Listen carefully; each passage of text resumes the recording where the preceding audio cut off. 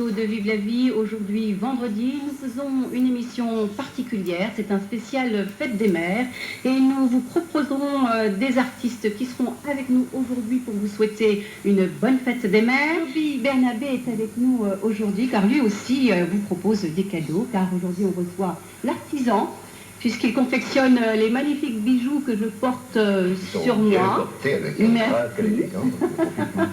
C'est gentil, avec ce collier. Alors, dis-nous un petit peu, d'abord, comment est-ce que tu en es venu à confectionner ces bijoux, et puis qu'est-ce que tu nous présentes? En deux mots, c'est une activité que j'avais laissée pendant 10 ans. Oui. J'aime bien travailler de mes mains, de mes doigts. J'aime créer des objets.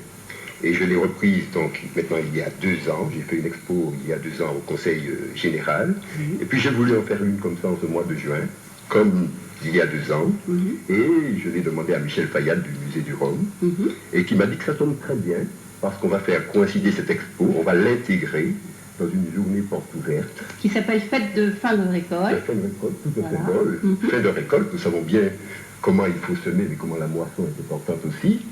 Donc, on se retrouve dans cette journée porte ouverte au musée Saint-James, le samedi prochain 6 juin, dès 8 h du matin. L'exposition sera ouverte dès 10 h à peu près, et le vernissage sera le soir. Seulement, il n'y a pas que l'expo. Il y a aussi notre cher et grand ami du chant profond traditionnel, du monde des airs, Tiraoul Rivalier, et il y aura le groupe Gaolé, le Guadeloupe, et ça me fait très plaisir, parce que c'est des abîmes, oui, je crois qu'il faut faire un pont entre les Martiniquais et les Guadeloupéens par rapport à toutes ces expressions un peu traditionnelles et modernes que l'on n'entend pas souvent. Donc c'est dans ce cadre. Ce qui est très bien, en fait, c'est qu'avant de faire le grand repas traditionnel pour la Fête des Mères, eh bien, il faudra aller à la fête de fin de récolte au Saint-James. Voilà. Ça tombe bien, le fait c'est que moi, je n'y ai pas du tout pensé, ça tombe la veille de la Fête des Mères, et j'avoue qu'il y a un grand choix, non seulement de bijoux, mais il y a aussi des objets. On va trouver le Duc Blanc, la Bienveilleuse, il y a des objets qui sont de matériel. Alors, moi, je voudrais que tu me présentes un petit peu tes objets, là, que tu me parles de ce que tu confectionnes, on le voit à l'antenne. Alors, qu'est-ce qu'il y a comme matière utilisée? Mais je regarde sur le moniteur, et je travaille essentiellement avec la noix de coco sèche, mais je dis dès l'abord que je ne vernis pas. Le travail, c'est beaucoup de dégrossissage, de ponçage et de lustrage. J'aime beaucoup le mariage des matières. Noix de coco ivoire, par exemple. Noix de coco os.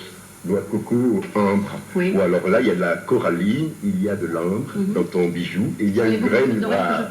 Je fais des colliers que j'appelle graines bois rares, comme celui que tu portes, avec des graines rares qui sont travaillées très patiemment. Et puis il y a des objets en d'autres matières. C'est vrai que je touche aussi au cuir, au verre, mais j'aime beaucoup les matières naturelles. D'accord, alors n'hésitez pas, faites plaisir aux mamans, achetez ces cadeaux, ces bijoux de Joby Bernabé au musée du Rhum. Voilà.